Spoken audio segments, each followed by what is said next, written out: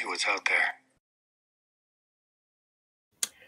Hello and welcome to Home Media Minefield presents Let's See What's Out There Plus, an entertainment video stream and podcast currently focused on Star Wars Ahsoka, which is available to watch on Disney Plus. My name is Keith Isles, and as ever on this stream, I am joined by Grand Admiral Graham, and we are both film and television enthusiasts. And in today's episode, we are going to have a spoiler-filled discussion around parts 5 and 6 of this show, titled Shadow Warrior and Far, Far Away. So if you're new to this, welcome. We have obviously missed a week, hence why we're doing 2 episodes, a double episode, as it were, today. But yeah, if you find this in any way informative or entertaining, then please do consider giving this video a thumbs up, a like, subscribing to the channel, and hitting the bell icon to get notified as and when more content drops. It's not just Star Wars that we cover on this channel. We talk about lots of movie and TV, films, franchises, all sorts of things, as well as digging into physical media, film technology, all of that sort of thing, because we're enthusiasts, we're filmmakers, we're creatives. We, like to do a bit of all of it. So, sorry, Grand Admiral Braun, not Graham, sorry. It's okay. I'm Graham on the weekends. Right. How are you? Well, thank you. Good. Yes, I'm looking forward to getting through 2 episodes. A lot to cover off. There is.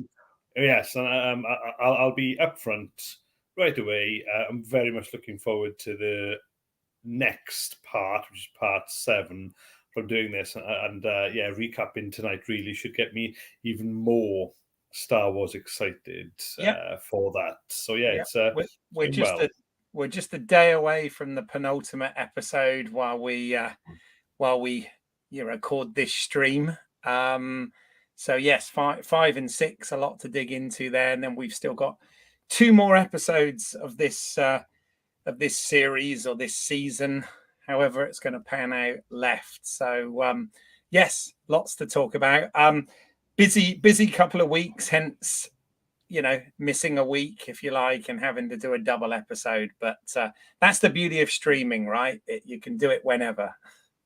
Yeah. And we could do 6, 7, 8 episodes in one go, because we're just that versed now in all this and of Star Wars. We've been fans of Star Wars now for over 40 odd years. So oh my god, talk about it even daily sometimes is okay with me. Yes, always feeling old, but young at heart. Young at heart and good skincare. That's the trick, right? That's right. Yes, you can't see from there on down to see how really good my skincare treatments really are. I suppose you get to see the best of me here. Well, I can see you're wearing a Star Wars appropriate T-shirt, which I'm not for this today. I'm just polo shirting it because it's hot. But I like the go there at the back, and you've got your Mando mug anyway. Mando mug. So you're still on brand. Grogu, I'm trying my best to be on brand. So yes. For those that are new, we do follow a sort of loose format here. Obviously we spoil the episodes, not just the ones that we're talking about, but probably the ones that came before as well. But presumably you wouldn't be listening or watching this if you weren't up to speed with it. We have a look at a little bit of behind the scenes, because we do like to talk those sort of things, and production credits, etc.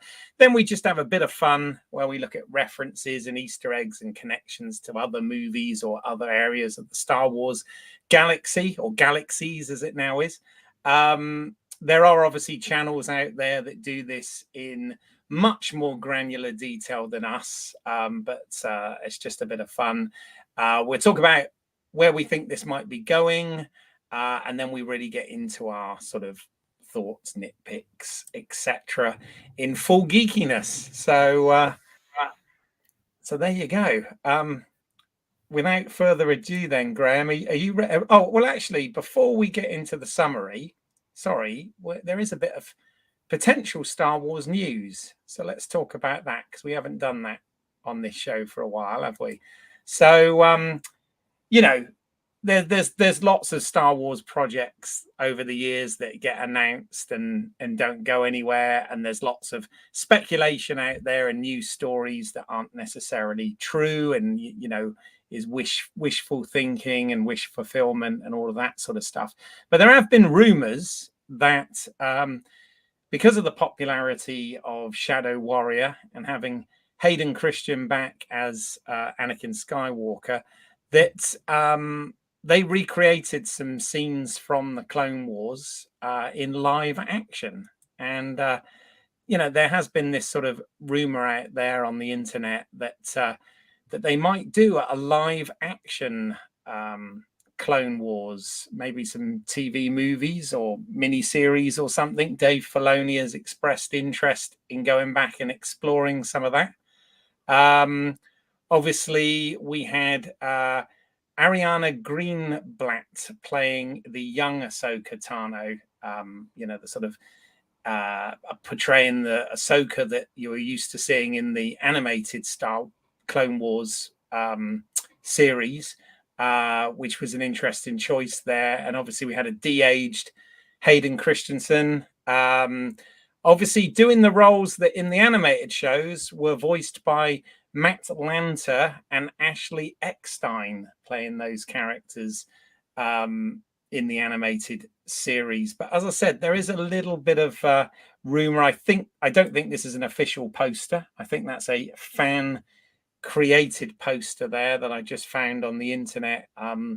Wasn't credited to anyone, but it's obviously using the live action likenesses there. And of course, on the other side, for those of you watching this on YouTube, I have a shot from the animated series and a shot from, Shadow Warrior episode, which, you can obviously see the resemblance there. But I wondered, do you, Graham, have thoughts on this? Yeah, it's to cover old ground.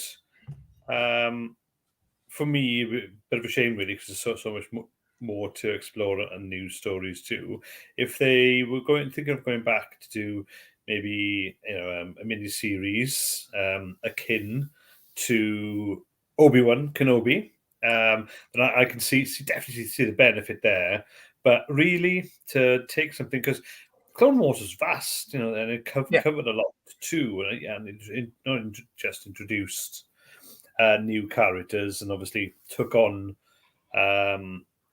firstly in a bit of a wild way, but then it worked out in the end, so where you had Darth Maul too. And obviously we will talk, spoiler alert, we will talk tonight about the Night Witches of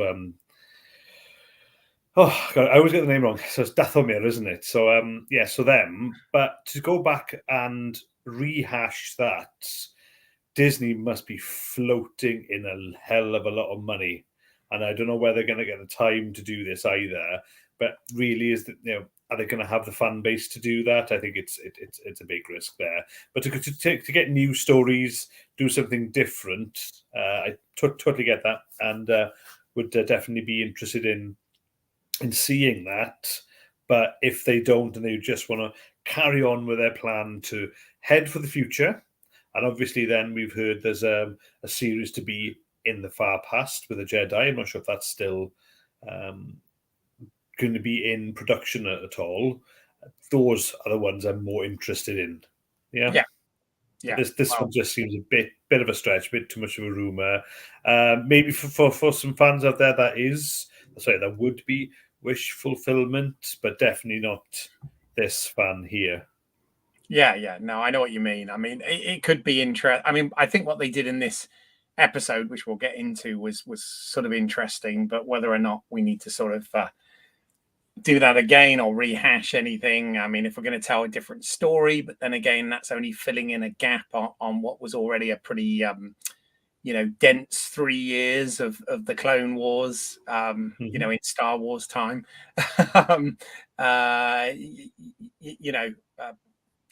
We'll see. But anyway, without further ado, let's get into this one. So, Graham, you may fire when ready.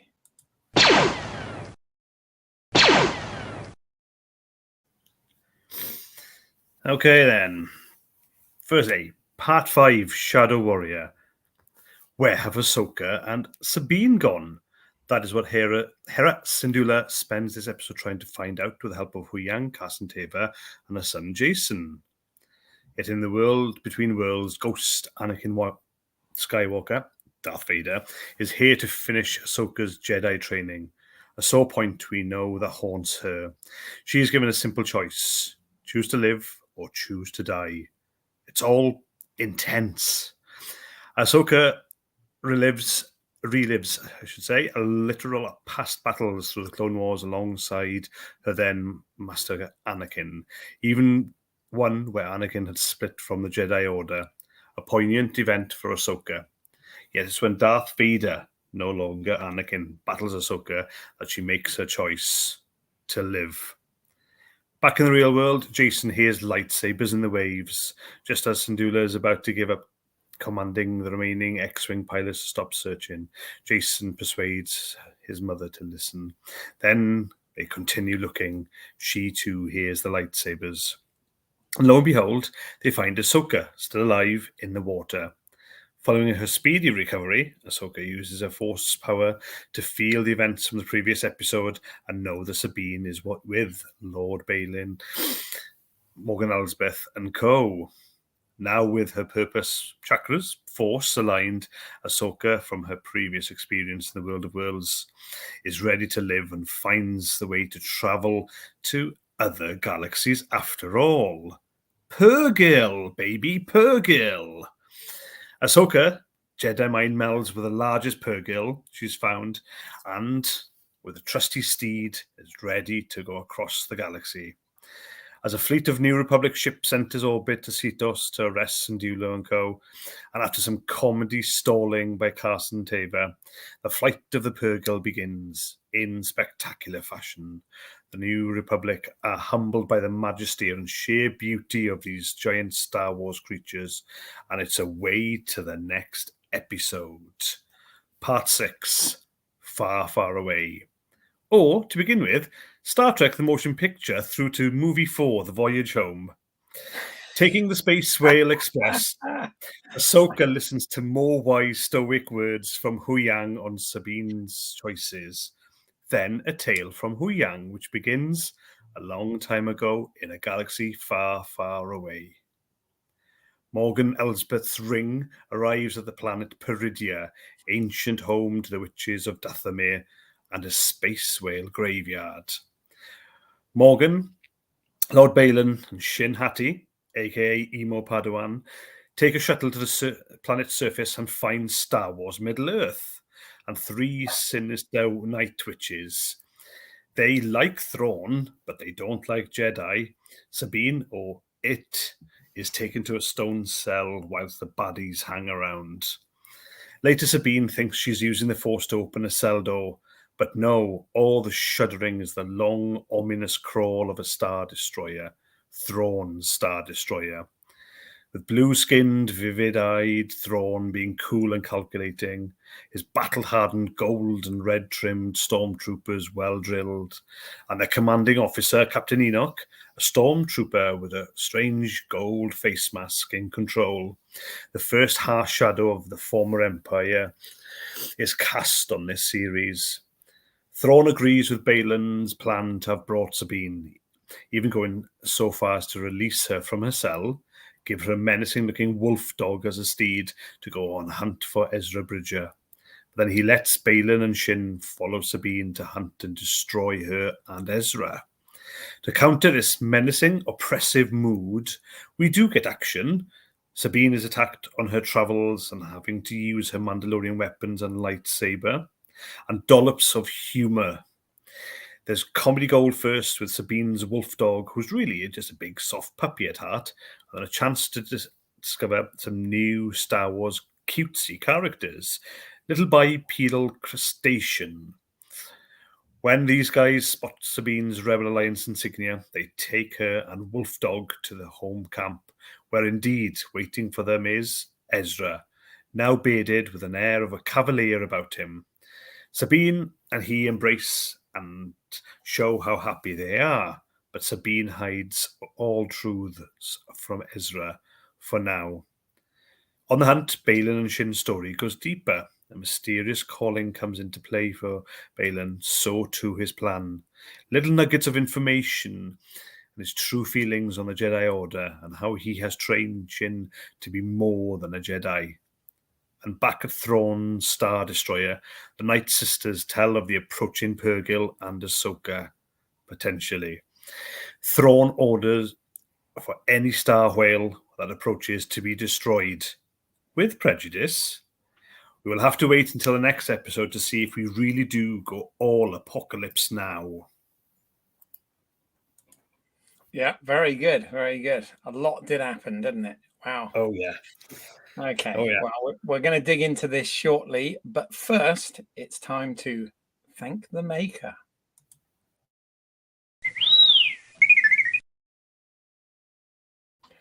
Alrighty, so credits for this week. So part 5, Shadow Warrior, was not only written but also directed by executive producer, series creator, showrunner Dave Filoni.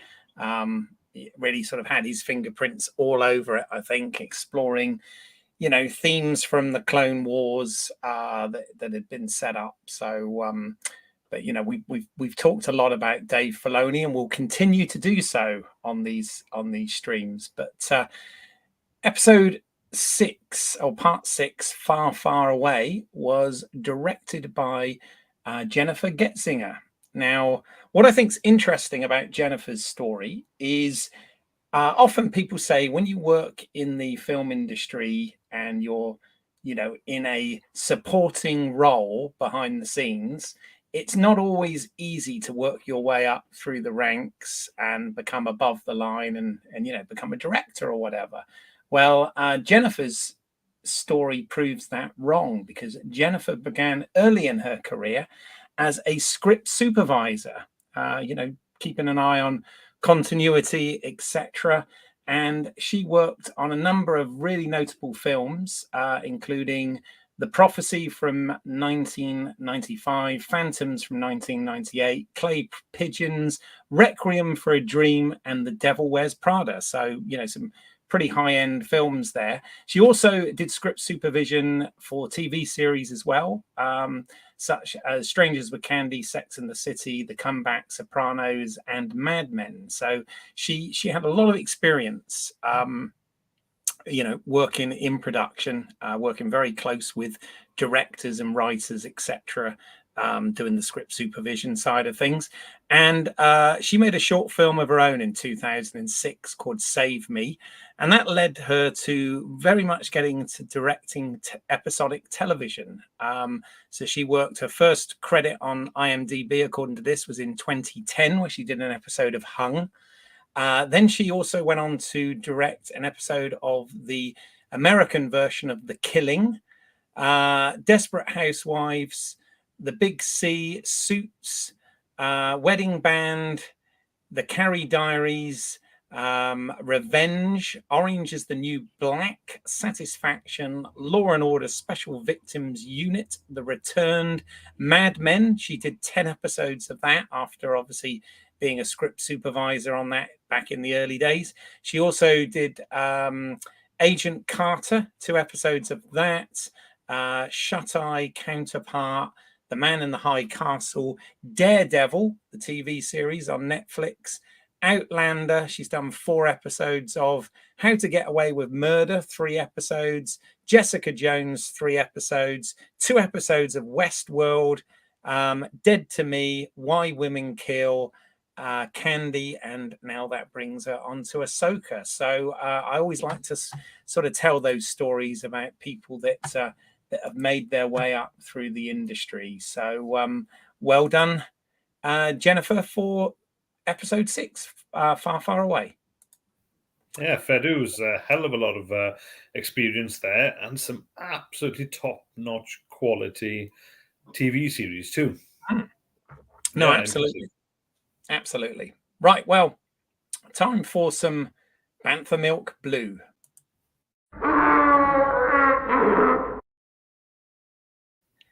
Yes, I've got some Wolf Juice Orange Mm, this week. yes. Well, I was gonna, I was Sweet. gonna call it Thrawn Skin Blue.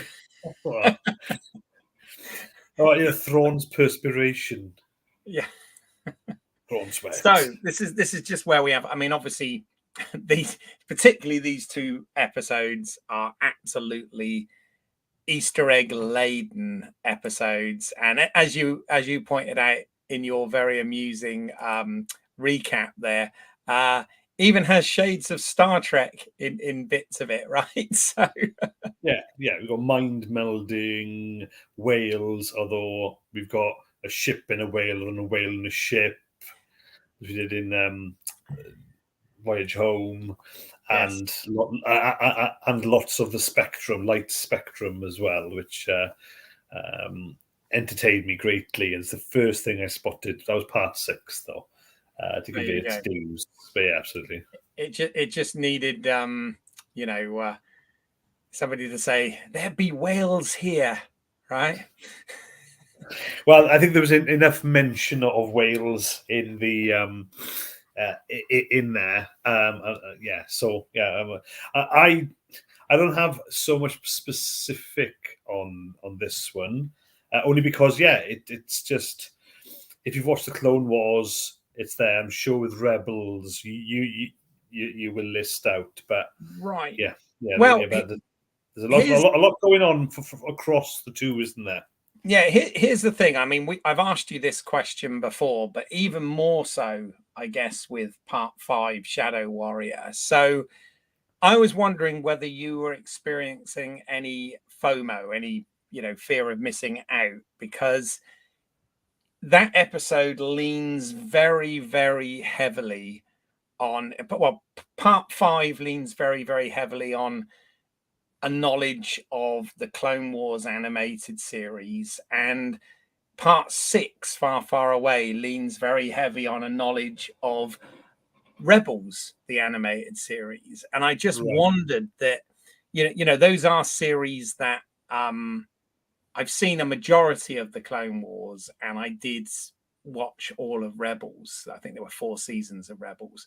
Um, so I was fairly well versed in this stuff, enough to sort of pick up on certain things. But I wondered from the other side of the fence, because this show has a very fine line to tread between pleasing the fans of those shows, but also realizing that not all Star Wars fans come from the animated material as well. Some of them are only into the live action things or only the movies and only saw what we got in the prequel trilogy, etc. So I just wondered how this held up for you in terms of it was going places that was new to live action, but not new to animation, if that makes sense. Yeah, I think Dave Filoni is doing a brilliant job. We talked about this previously, and I don't think he's dropped the ball yet. So the last time I spoke about it, I was impressed. Still am, because yes, you're right. It's a real fine line there. But even with part 6, the Night Witches were still in Clone Wars. So if anything happened in, because I think the world beyond worlds is in Rebels. I think you told me that, and there in part 5, and then part 6, then we get a lot more on Throne. Even if you haven't read any of the novels either, is there no FOMO whatsoever there at all, because it literally is. It's the way it's been written that they're filling in enough with exposition, but they're also, as with both, really leaning into characters, emotions, and for part 6 as well, Thrawn's entrance, he's been talked about for the entire series, and he needed, excuse me, he needed a grand entrance, and he was given it. I'm always appreciative of good writers, directors, actors, but creative teams giving a character the right entrance, the right introduction to any story, whether that's in the medium of TV or film as well. I think this one, so there's zero. It doesn't, I haven't watched vast majority of Rebels. I don't think I'm missing out on it. I'll miss out on references, but that's not taking away any of the story that I'm following or the enjoyment of Ahsoka. Okay, so it's making sense and is easy to follow.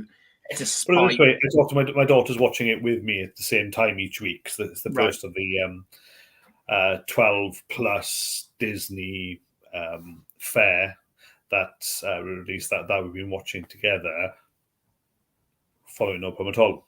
Again, more enjoying it more than I am, and maybe getting more out of it than I am, even though I'm lucky because I get to talk about them each week as well and really geek out and learn more about this now universe rather than just one galaxy here.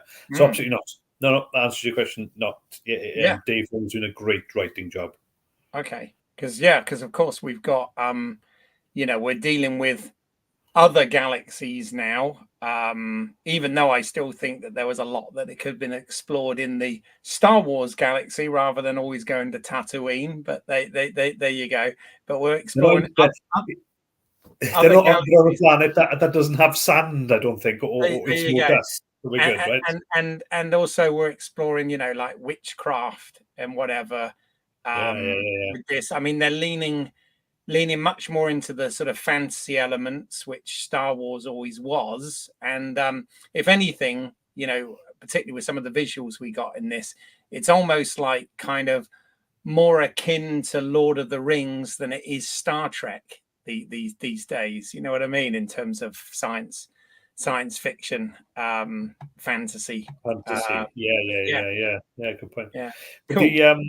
I was going to say that on what I found with Easter eggs, other than ships, planets, sinister witches, and that is one is Dave Filoni's gone all geek fanboy on us. Syndulla says, "May the Force be with you."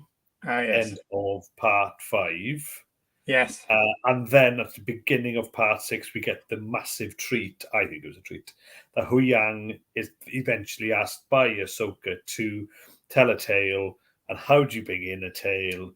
You have your Once Upon a Time, or really in this universe, you get a long time ago. Yes, it was quite meta, wasn't it? It was quite meta to make that canon. I think it is because he lived, worked, trained Padawans in the Jedi Temple for years. So I think that was, I can't disagree it was meta, but I think that was just fitting to Star Wars as well. Well, I also like, we're jumping a little ahead now to part 6, but I did also like the fact that they talked about, the story being in 3 parts, and when Balin comes, he's talking about the repetition of the stories, and it's kind of like, yes, again, this is a bit of a meta commentary, isn't it?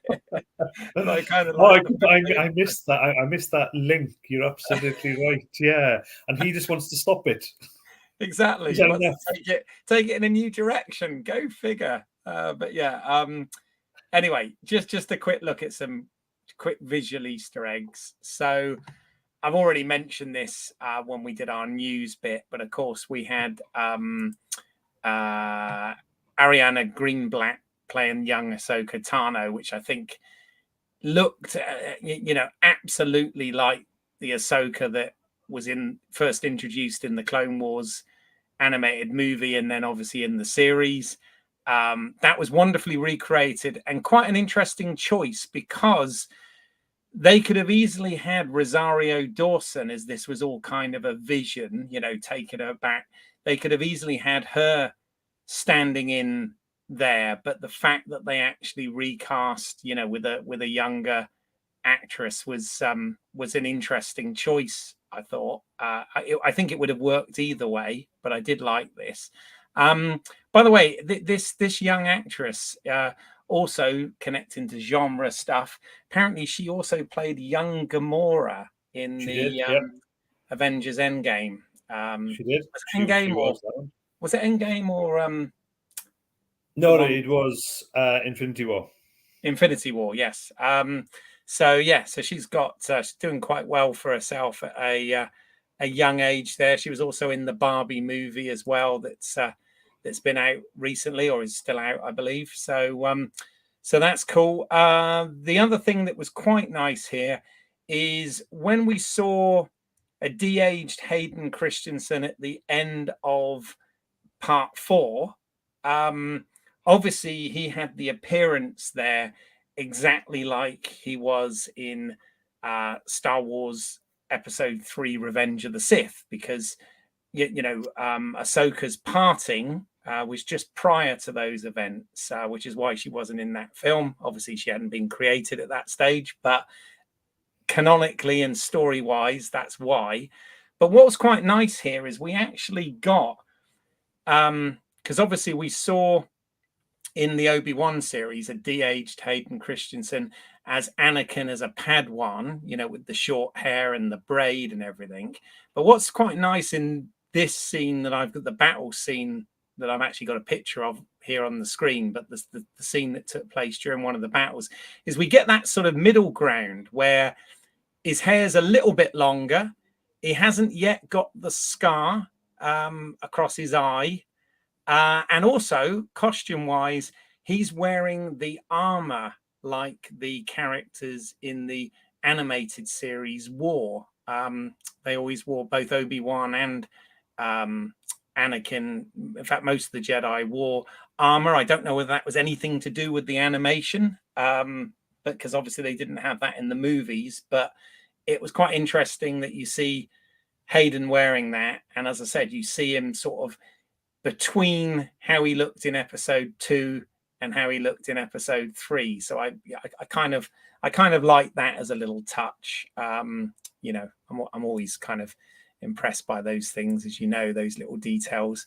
So that was quite good. We also got the clone troopers in live action for the first time, because even in the prequels they were CG recreations, but apparently here they were actually live action according to the behind the scenes, and they were voiced by Tamura Morrison, who obviously plays Boba Fett and obviously did the voice of the clone troopers in the prequels, but not in the animated series. There was another actor doing the voices in the animated series. And we also see some stuff from the Siege of Mandalore, where you've got the Mandalorians in the red armor, and we see some of Darth Maul's Mandalorian super commandos with the horns on the helmet. Again, which I've got pictured there. So those were a few Easter eggs. In terms of a verbal Easter egg, there is mention of Senator Organa as well. Obviously, this taking place between the end of the original trilogy and the sequel trilogy. So yeah, Senator Organa gets mentioned as well. So that was quite cool. What else?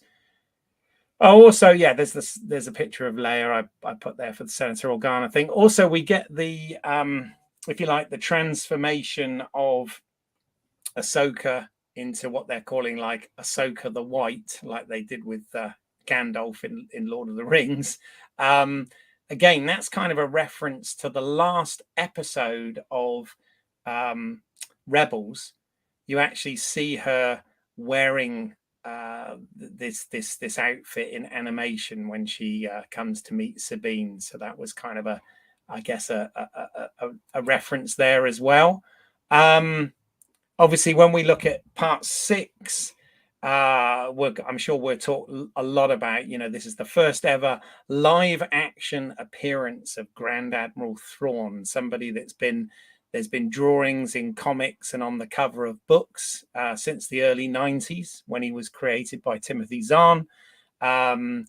He's been in various comic books and novels over the years, both legends and official canon now.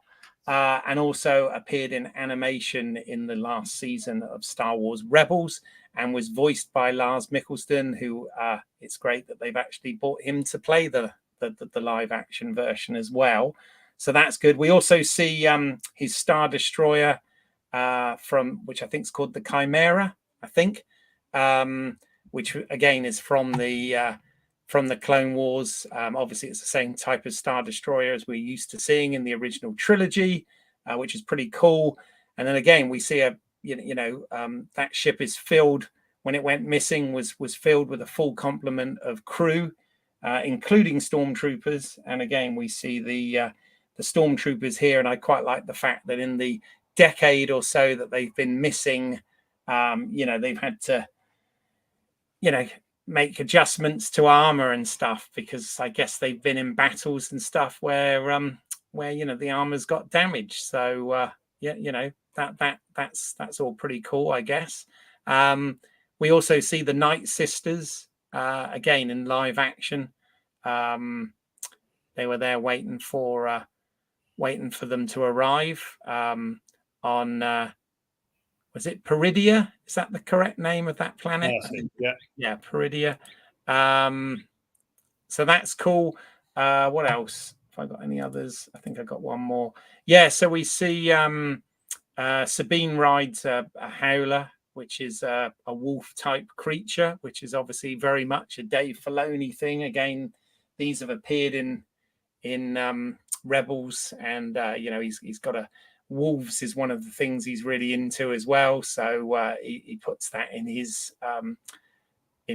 films. And of course, we've got the first live action appearance of Ezra Bridger. Obviously, a few years on from when we saw him in Clone Wars, when he was just a teenager at that point. But now I guess would be in his 20s somewhere, his mid-20s or whatever. And again, I think the casting here is pretty good. I think this guy, I can believe that this is a young, not young, but an older Ezra Bridger. I think the casting's very good. It's Aman Esfandi. Aman Esfandi is the actor playing Ezra here. So again, we see that in live action as well. So yeah, I'm sure there's loads of other cool Easter eggs, but those were the ones that sort of stood out for me. Just looking at it, I haven't gone back. I do want to go and watch these episodes again, but I just so far haven't had the opportunity. I did think that when they were entering the planet as well, there were a lot of statues and whatever carved into the mountain faces and stuff that very much reminded me of Peter Jackson's Lord of the Rings. The Middle Earth stuff. I very much got that sort of vibe as well. But kind of wonder if Weta had some leftovers. And they found them and said, "Oh, we might as well just use these up, right?" Yeah, there you go.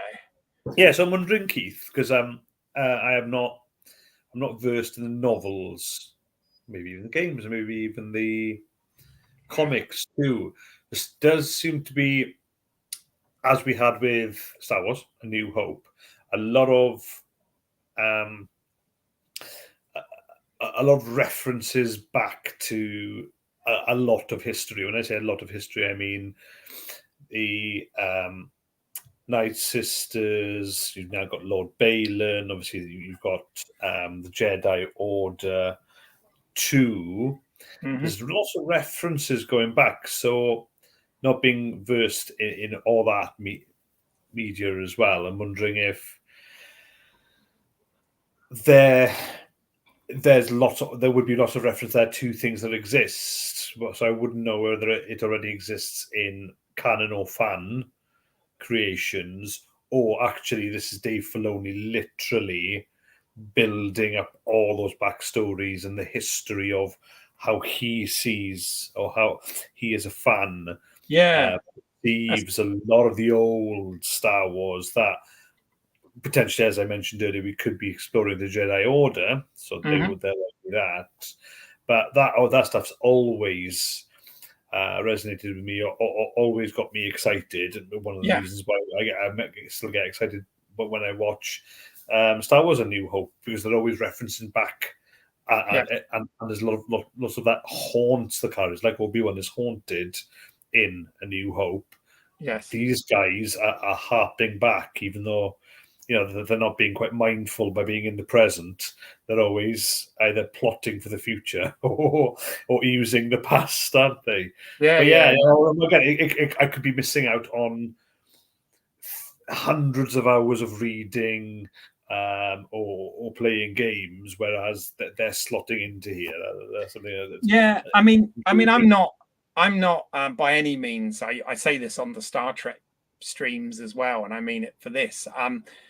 Other than kind of like the original trilogy and the prequels to a point, I'm not really an aficionado on all things Star Wars. I read that original Zahn trilogy back in the day, back in the 90s when they came out, but I certainly didn't read all the expanded universe, now Legends, novels, or I read some comics, but again, not all of them.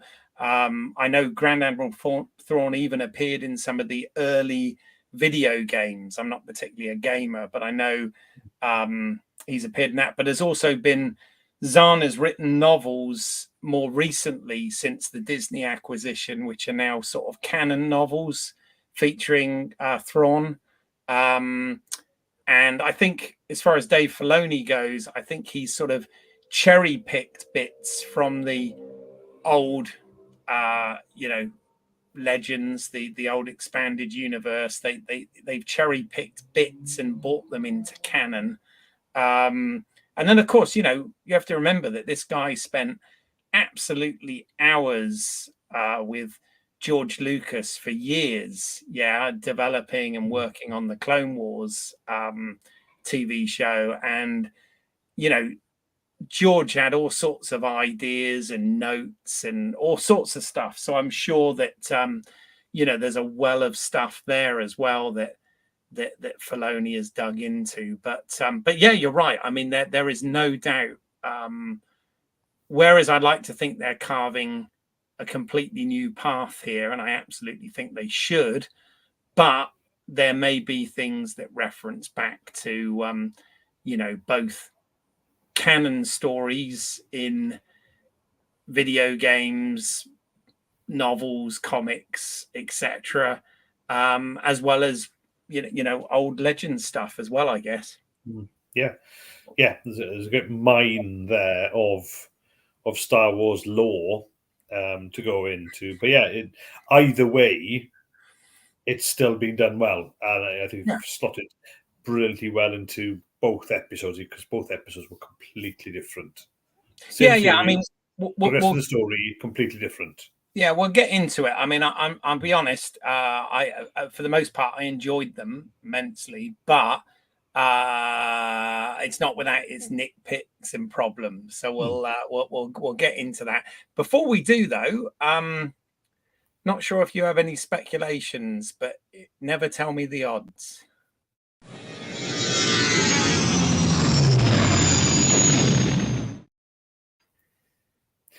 Speculations. Well, my speculations I remember from going back to the first couple of episodes.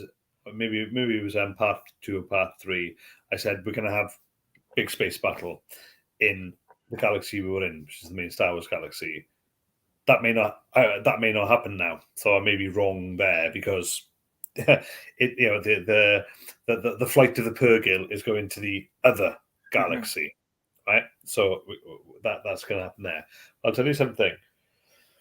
With two couple of things. One is this series has been unpredictable so far, and I'm glad of that. So, ironically, I've actually got things more right than I've ever had with any Star Trek, Star Wars, MCU, anything else before. But this was the first episode of this series where I genuinely felt there was a danger of that. It was sorry, I would say part 6. It was so ominous, especially that ending, that I felt quite. I was worried for the goodies because the baddies have been one step ahead all the way. So all that unpredictability, and now we've got Thrawn ready and waiting for these whales to come in, and he is just, we're just going to blast them out of the sky. I genuinely don't know how Ahsoka will escape, because she is, she's already half died once. She can't half die twice in a series, right? So that's how I see it. Is that's the raising of the stakes from part 6 at least, especially after part 4, where Ahsoka was not defeated in a battle. It has now they've gone up there. So my speculation mostly has dissolved. We're going to get space battles. But, even with Filoni in charge of writing, look at what happened with the end of the Mandalorian season 3. We speculated that we would have something, but actually we had a 35-minute action fest, and a lot of the loose ends were tied. So I know he's got that writing ability that he can surprise us again over 2 episodes easily. Yeah. Speculation again completely dissolved away. Yeah. I mean, I in previous shows kept going on about, I'm sure we're going to see Grand Admiral Thrawn and more of the cast of in live action of Rebels, which has totally happened in this show. So, thankfully. But I mean, I don't know. I mean, this 2-part finale that we're going to have, does. I mean, the plan, I guess, is Grand Admiral Thrawn is going to go back into the normal galaxy and resurrect the Empire, right, and bring order to that galaxy. Which, there's something there. Is this what I'm wondering is if they're going to try and, a little bit like the Clone Wars did things to kind of flesh out and fix story and character gaps from the prequels. I'm kind of wondering whether this show is going to try and, bearing in mind that there's some decades before the events of the sequel trilogy, but there were some pretty unbelievable things that happened in that, like Palpatine returning with this massive fleet of Star Destroyers and stuff. So I don't know whether there's going to be, Thrawn is going to be somehow instrumental in that sort of thing. Don't know. It's a logical answer, most definitely. And there's two. Again, it's an episode of 2s tonight. Anyway, there's 2 things here, right? Both tied into each other. One is the floating coffin-shaped boxes that are being loaded up onto the Star Destroyers. So they must be Night Sisters, right? Or they could be these zombie blah blah blah blah creature, whatever. There could be more. But I don't think so, because we've got a shit ton of stormtroopers to rely on as cannon fodder, but as fighters as well. So we've got those. So number 1, you've got those. There's probably going to be night witches, right? 2 is their type of magic. And their type of magic, so they're actually in the galaxy. So if they're going to be taken by Thrawn into this galaxy, then maybe it's Filoni just trying to join together the absolutely wildly illogical, bonkers, terrible ending of, I can't even remember the name of Episode 9, the third of the sequel trilogy. The Rise of Skywalker. Yes. Yeah, the Sith choir, and not even great at singing either. With Return of the Emperor 2, so maybe he's doing that. It's all this magic and those. There was just no exposition. It was just, we're going to load these boxes up. So maybe there's going to be that, which is the dark magic. So rather than going down the clone avenue, which we had with the Mandalorian, so is that we're going to have possibly cloning. We're going to have dark magic of resurrection, blah blah blah. So basically, they're going to build up the Sith, and that's how the what were they called? Because you got it was the Empire, you had the Rebels, now you have the First Order. The First Order. Thank you. So the first Order, maybe they're gonna have a lot more magic, and there's gonna be more dark side. Yeah, I mean, the Force pushed in from that, right? Yeah, I mean, Thrawn's whole deal, obviously there's a lot more to him than looking an imposing figure, with blue skin and red eyes and all this sort of thing. The thing about him, he got his podge. He had a hell of a podge, didn't he? His skill set is he's a brilliant tactician. That's his thing, and he understands cultures and breaks them down and all this. But I mean, what in terms of a military tactical move, what better way than to resurrect the Empire, when the New Republic is thinks that it's that thinks it's in control and all of this sort of thing. And I mean, who knows? One of the things I will say with Star Wars now, and I was really thinking this, maybe I'm jumping ahead a bit to when we talk about the episodes, but it's quite funny because Star Wars, as in the original trilogy in its most basic form, right, was always good versus evil, the light side versus the dark side, the Empire versus the rebellion. It was always that kind of thing, right? It was very black and white, but it's quite funny now when you kind of look at the New Republic and even when you sort of study what was going on in the Clone Wars, where they've got Ahsoka, who was still a child at that point, going into battle and all of this sort of thing. That Star Wars has become really a grey area now. It started with Andor and some of the things that was sort of picking away at, but that seems to have spread through the sort of Filoni Favreau verse and whatever, in so much as it's a lot more complicated. It's a lot less simplistic than it used to be. Or is that just because we're, as you pointed out, nearly 40 years older now, or whatever? I don't know. But that's not a bad thing to be.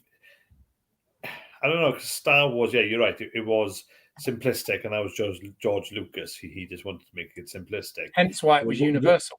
Hence why it was, and it also was of its age. And now this is of its age too, because it's having to compete with a lot of quality TV. TV in many ways now, streaming, of course, has taken over from movies. I know a lot of people will go to see movies, but TV quality, or the quality of TV series, especially these chunks where we just get like a 6, 8, or 10 episode season, you have to be. And so I suppose it is of its time. It was Nicholas Meyer, Star Trek. Star Trek 2, Star Trek 6 as well. Always said that in his commentaries on the movies, is that the art will always reflect the time it is made in. It's of its time. And I'm thinking Star Wars is there. Andor is an absolute classic for that, where you said it yourself multiple times that we grew up with the first trilogy. We grew up with Star Wars, but then Andor was our age Star Wars. We've grown up. The creators have grown up too to give us that, and I'm seeing the same with Ahsoka. Even though I've said previously, it is also trying to please a broader spectrum of fans, young as well as old. Not that we're old. Yeah, well, I mean, and of course, a lot of the fans now are, were fans, were the ones who grew up like we did with the original trilogy. There's a huge amount that grew up with the prequels, and the prequels, they've almost been sort of vindicated in the last, years, because you think about it. I mean, that this Hayden Christian coming back and reprising this role is loved at the moment, lauded and applauded, and he's finally sort of embraced it and become comfortable with it all. But when you think about it, back in the day, it was reviled. His character and performance and whatever in those, people don't sort of speak about that as much now. But back in the day, those were not massive criticisms. Yeah. So, but anyway, so I think we should move on anyway to a certain point of view.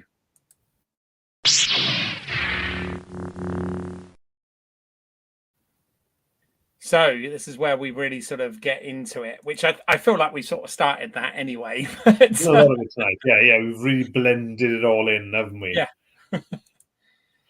So go on. Yeah, no, you go.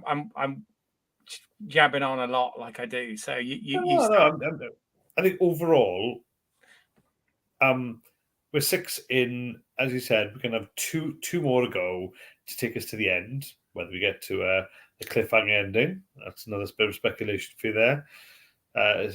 Time will tell.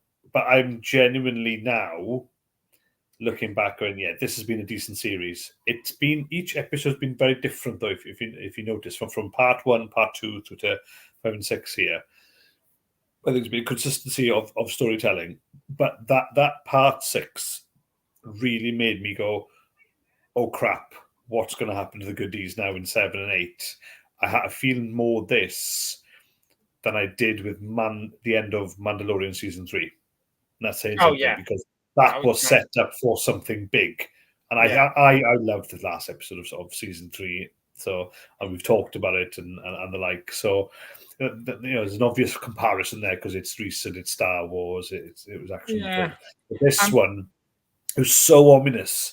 The music, the cinematography, everything was dark, and then you get all these bad characters who are just horrible, and they are just ready and waiting.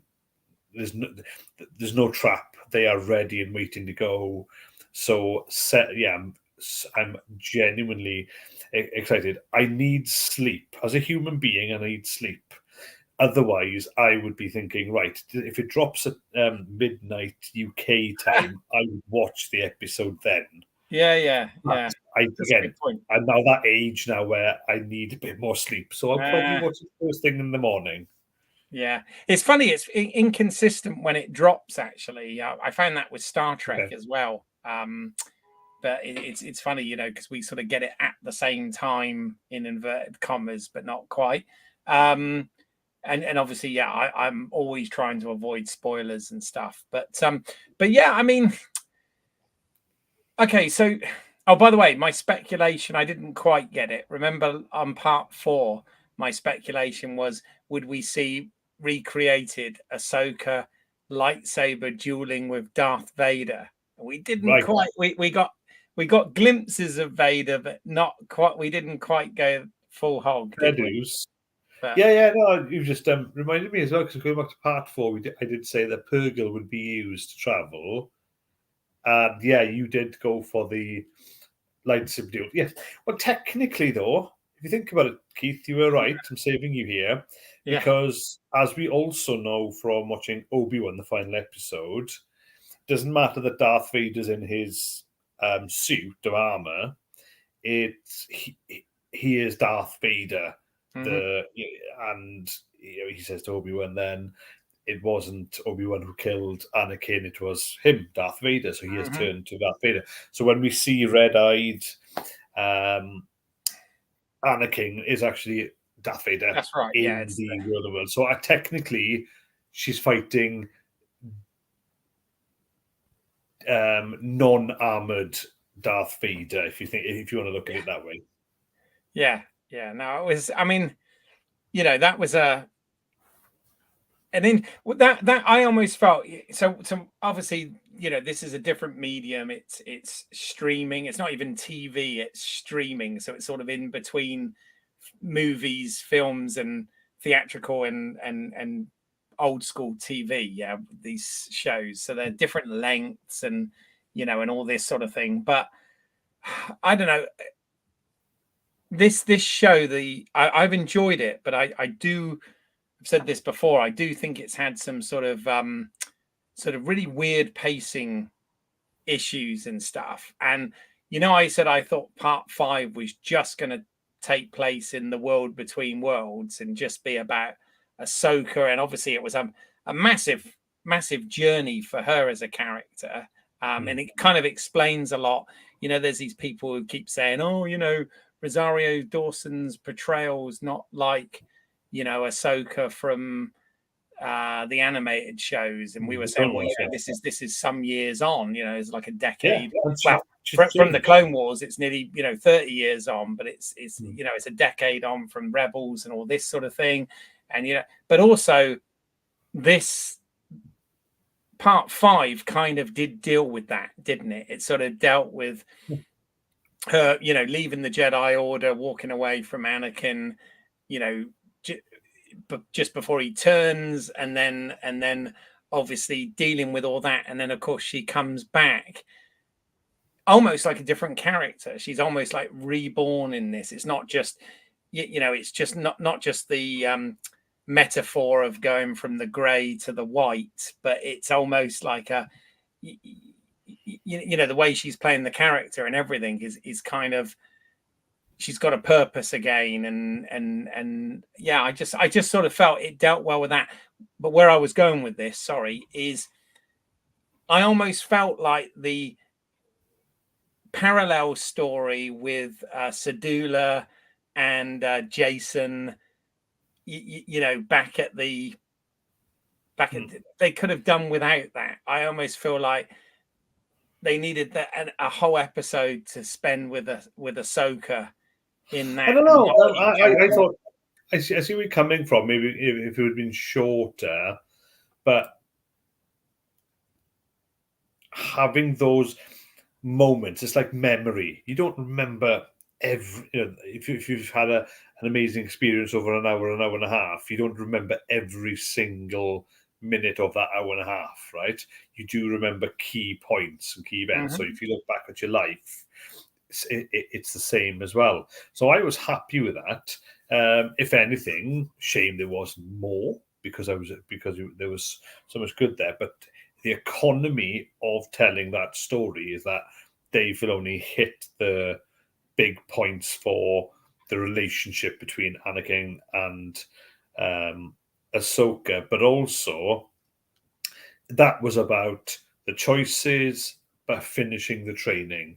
So he did, the finishing the training, as I said, it would have been ace to see more, but I still was not unsatisfied with her. And did you pick up on the obviously Jason, which is Sedula's son? Yeah, her dad was Caden, who was a character in Rebels, who was a Jedi. Yeah, so obviously the Force sensitivity looks like it's been passed down and all of that sort of thing. Again, that's very much kind of relying on some knowledge from the Rebel series, but it is mentioned. It was mentioned about the father in a previous episode, and Tava asks what's going on, and he is told that the father was a Jedi. Oh yeah, that's right. Oh yeah, which he's very Basically. matter of fact about, isn't he? Because the droid, David Tennant's character, is it Hu Yang or whatever, Yeah, tells yeah. Carson, and he kind of goes, "Yep, okay, well, whatever," and Yeah, gets in. I was I cool did with that like because that you worked delivery. I if thought, you're not a Jedi and you've worked around the Rebel Alliance for years, and somebody says Jedi to you, and yeah, they can do this, you go, okay, cool. Wish I could. better go. Can I be? Yeah, so I'm with Taver all the way because he represents me because I'm Yeah. not a Jedi, am I? You know, we've done some lightsaber fights. You know, I don't want to drone on about that, but and training, I should say, and then a fight where I won. But it's not about winning; it's about the taking part that counts. But yes, no, I'm totally with that. So yeah, no FOMO there at all. Okay. Yeah. See, did you think that? So that was and on that particular episode too. Really cool that we had the Force being used, really leaning into classic Star Wars. So when Ahsoka is brought back, she is feeling her way around the the memories, the events of Sabine there as well. But I just want to.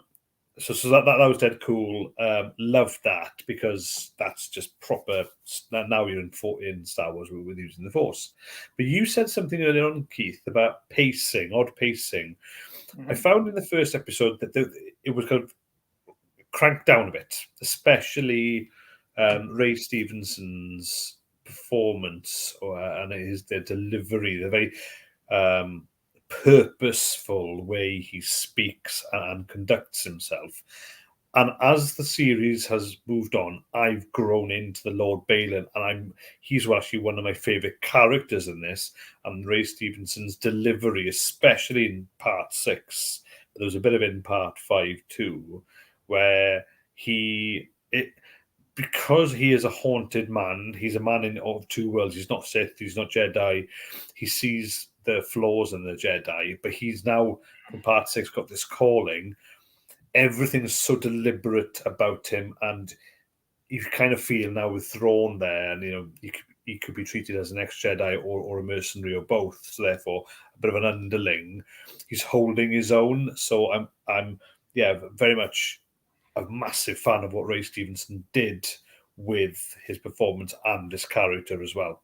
And whether that was an actor's choice or actor-director choice, or even Filoni was there, I think we've not seen this of any character in Star Wars where it's so deliberate. We've had very calm Jedi, but I've never seen this in here, and I think it's working really, really well. The Balin Skull stuff and everything Ray Stevenson's doing is probably my favorite stuff in this, and it just makes his sad passing even more tragic because it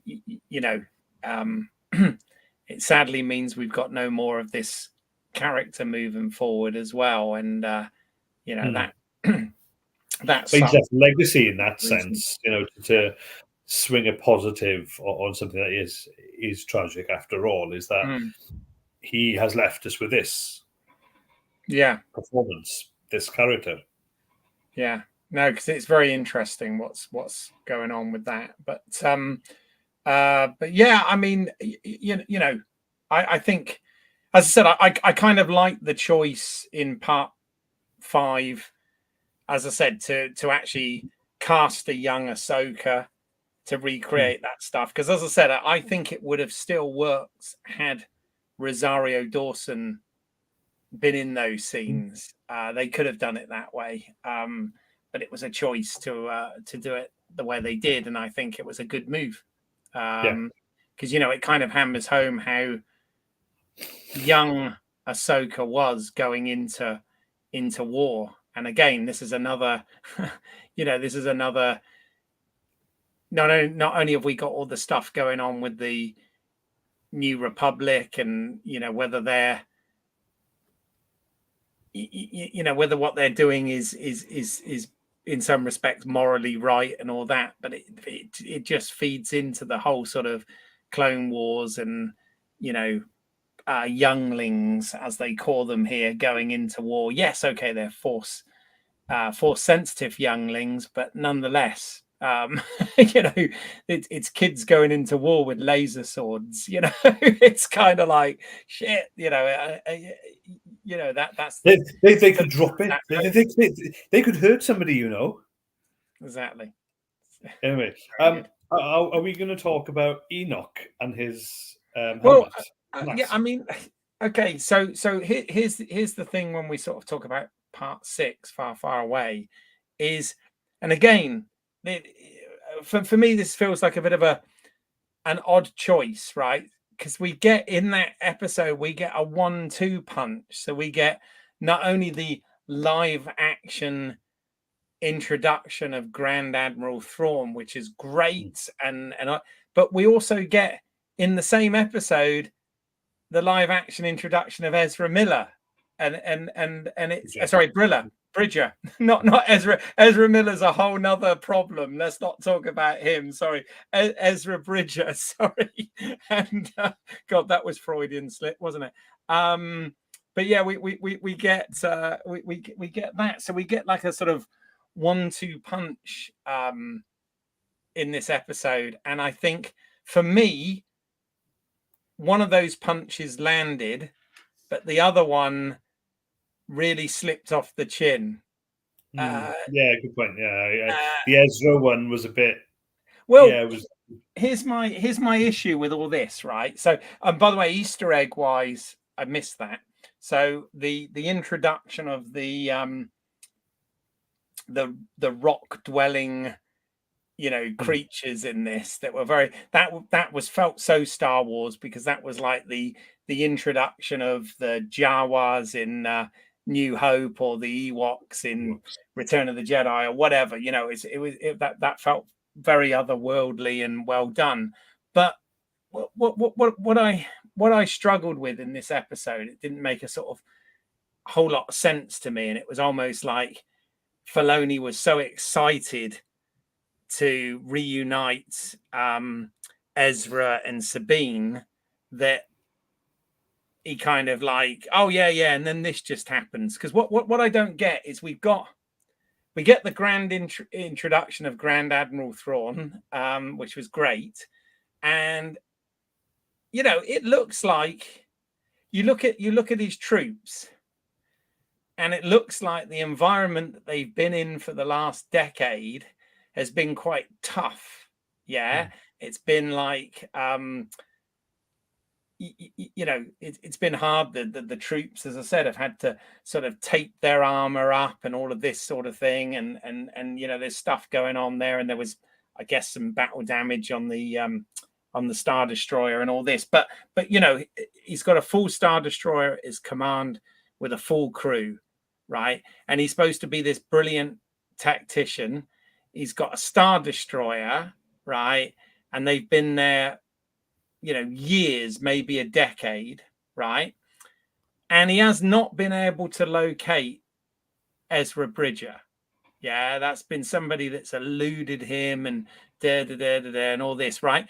But then we cut to the planet, which thankfully, you know, I'd kind of like to go hiking where this planet is. You know, it's thankfully not a sand planet, but it's not particularly, you know, it's not like it's Mustafar and covered in bloody molten lava or anything. It's kind of it doesn't seem like that barren a planet. I mean, there wasn't much civilization, but you know, and then we've got these little rock dwelling cute people that Ezra's been hanging out with for a number of years and growing a beard and all this, but he, like, Sabine jumps on a wolf and finds him.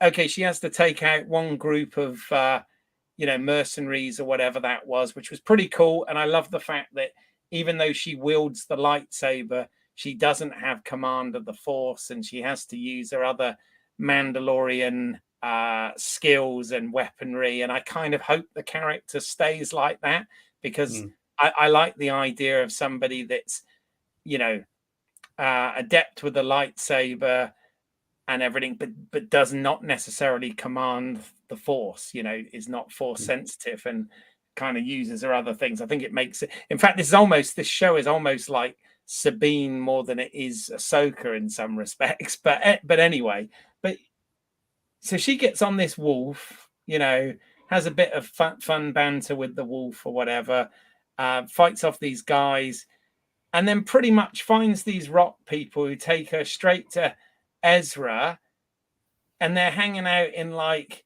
camper vans in the desert. And he's like, oh, hey, and bearing in mind, he hasn't seen her. I mean, I wanted to be emotional. I wanted to well up, right? Because these guys throughout the 4 seasons of the Clone Wars had a very close relationship and all this. So it was in animation, but this was the big them being reunited. And I didn't feel particularly emotional about that when I felt like I should. But also, I think the reason I didn't feel emotional about it was so easy and matter of fact. I mean, Thrawn with all his resources hasn't been able to find him, but she jumps on the back of a wolf and finds him pretty much immediately. And then they've not seen each other in 10 years. Yes, they embrace and all this, but he's like, hey, yeah, I've just been hanging out with these cool little rock people. Yeah. So when we going home? And it's just like, what? Is that even work? I just had a real this is what it let it down. Whereas I think the casting and the actor and all of this is fine. I would have rather her not found him that easy. I wanted that to be an episode in itself, like the hunt for Ezra, as it were. And it just joining those dots didn't make. You had the witches, and you had Thrawn, and you had his Star Destroyer, and between all of them, they haven't been able to locate Ezra. Bearing in mind the witches say that they can smell Jedi and all of this sort of stuff, yet Sabine goes and jumps on the back of a wolf and finds him pretty much instant, within 24 hours or whatever. And I'm like, yeah, fair point. I just kind of. But yeah, we're gonna get exposition, aren't we, in the next one about how he has eluded everyone or not, and it's gonna be a plot hole. It's gonna be I mean, I guess it'll explain itself, but it just. I don't know. It was just kind of like I was surprised they went there. I thought the big thing in 6 would be the Thrawn thing and all that, which we got. But then they went that sort of extra bit and gave us Ezra as well. And I'm like, oh, okay. And I was just kind of, and it was very matter of fact, like that. Of course, they're going to go back to the galaxy when he hasn't been there for 10. I mean, he's been separated from everybody he loves and everything he knows for a decade to save them, to save the galaxy. And now he's talking about just going back, and I don't really understand. And I think, well, why is Thrawn, what's his, I don't know. To me, enjoyable as it all was, and member berry as it all was as well. Remember when? And all that, right? But, was it succinct? And my view is, unless they do something to correct this in the next episode, then no, I think that was a little bit pants. If I'm honest. Yeah. Am I being unfair? Don't know. Remember when you could just say pants? Yes. Yeah. No, fair point. It did feel strange that there was a hug. And that was pretty much it. Still like the fact that Sabine has just seen her friend who, she's the one who's got her, her driving force was nothing but getting to Ezra. And the first thing she does it was easy. apart from taking out a small gang and falling off a wolf, that was as difficult as it was, and yes, she had by the way, she had the scanner thing that Han had on Hoth in Empire Strikes Back, which obviously gets broken during that attack. But I don't know. No, fair point, but it's keeping plot hole there that if it doesn't get explained, it's a shame. But then we'd have to carry on with the story anyway and just kind of write that one off. I almost wish it was 10 episodes instead of 8, and that we had, part 5 was completely in the world between worlds. Part 6 dealt with, the stuff going on with Sedula and the the Senate and Carson and all of that stuff. And then, the next part dealt with Thrawn, and then there was an episode where it's all Sabine, the search for Bridger, the search for Ezra, and then you have the 2-part finale. You know what I mean? It just feels like, after treading water a little bit at the beginning of the season, which we talked about, it feels like they're now trying to cram too much in. That's kind of how it felt to me. And I'm being very, I'm not saying it's not well done and it's not, doesn't look beautiful and isn't well done and acted and all this sort of stuff. But I don't know. I just felt, storytelling wise, it was just a bit convenient, which I know is not a first thing for Star Wars. That's kind of how that sort of Lucas mythology, fantasy storytelling goes. But at the same time, I just found it a little too unbelievable. I don't know. No, we'll see what comes up with her finding him, and if that is explained. But the meeting scene and the lack of emotion, that's the biggie for me, definitely. I'm sorry if I'm being a party pooper, because I know you like this, and I'm not trying to sort of piss on your firework, but it's just something I just didn't think was very well done. That bit. No, that's fine, Keith. We won't speak to each other for another couple of weeks at least, and then I'm sure I'll get over it one day. Yes, but no, I can't disagree with the Bridger, the Ezra, Bridger, and Sabine meet up. I didn't think that one was a bit flat in comparison.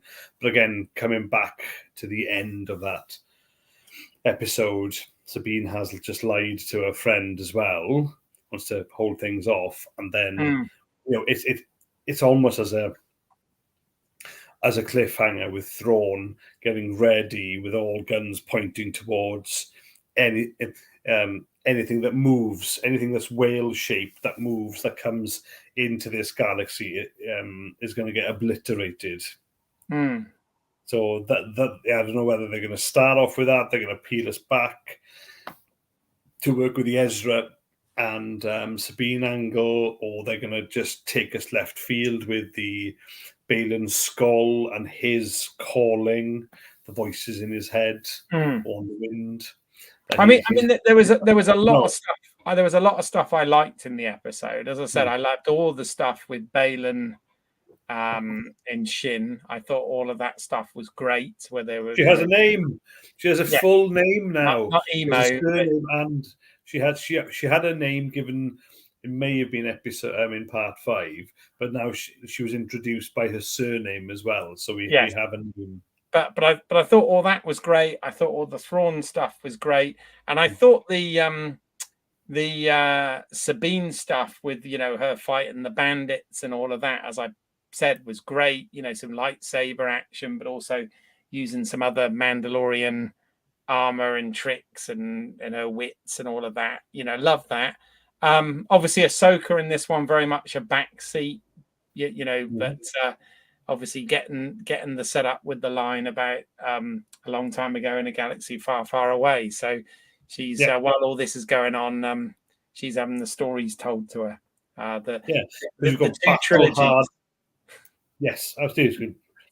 I thought that was a really beautiful touch right at the beginning there. And obviously took me away from Star Trek back to Star Wars in this one too. But the battle-hardened stormtroopers have to be used here, because that was freaking awesome. I mean, a great visual. What a great visual. That looked amazing. It's good to see the very familiar stormtroopers, which as I said, is always, those original ones have always been my favorite design, more so than the clone troopers that came before and the First Order troops that were in the sequels. To me, those original, stormtrooper design is just, well, I had the action figure as a kid. What can I say? I loved all of that stuff. And I had the blaster as well. I did have the blaster rifle, which is pretty cool. The one that if you point it that way, it shoots off that way, you mean? That's right. Yes. Yeah. The poor shot blaster. Yes. But yes. But I don't know. I was just I was a little underwhelmed by the end of the episode. If I'm honest, I was just kind of like, the whole Ezra thing. As I said, I thought he looked perfect. There was nothing wrong with the casting or the acting or anything like that. But just, I don't know. I didn't think it was as emotional as it should be, but also it was just too easy. It was just too easy. And he was, I couldn't believe how chill he was about everything. It's like, oh yeah, when are we going back? I was like, unless obviously, these 10 years and with those guys, they make some absolutely kicking, beautiful, mellow drugs, and they've just been that's what he's fed on, and he's just like, I'm fine. Maybe we'll see. But yes, no, I'm genuinely intrigued to see where it goes with this Enoch character as well, whether he's going to be a big character or just because I don't really know what to make of that. You get one singled out, which you never did really get in any of the Star Wars with Stormtroopers, and that's just gone, whoa, what is this visually as well? But he is the commanding officer. As long as they don't do a Phasma with him, because again, you had that in the sequels, a really interesting looking character in a chrome stormtrooper outfit and really imposing and all of this sort of thing, and then they just killed the character off unceremoniously. Anything with her, she's female as well. It was almost like it was there to be on all the marketing, but it was and it was there to sell toys. Yeah, it's kind of. Sorry, I know we're ragging on the sequels, but but we paid good money to watch them. So yeah. All right. Well, anything you want to add? Nope. Said all I've got to say now. I just don't know what time I'll go to bed or what time I'll actually get to see part 7.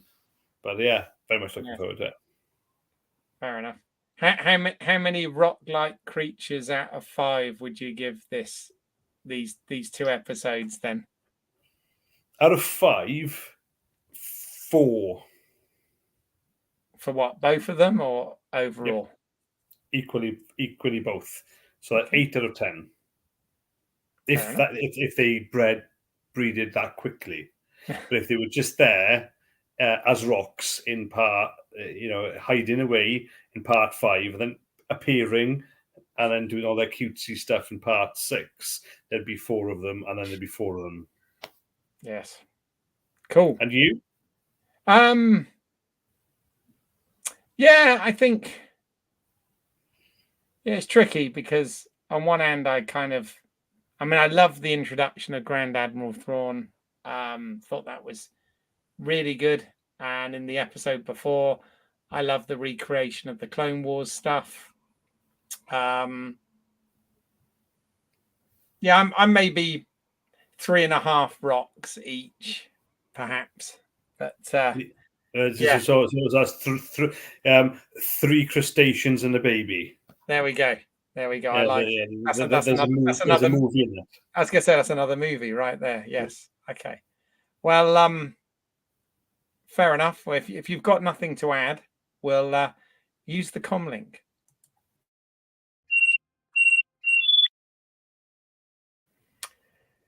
So thank you for watching. If you've made it this far, once again, please do consider giving us a like, subscribing, and make a comment below. Give us a review or something if you like this sort of thing. That would be very helpful. We are on all the socials at LSWOT Cast short for Let's See What's Out There podcast.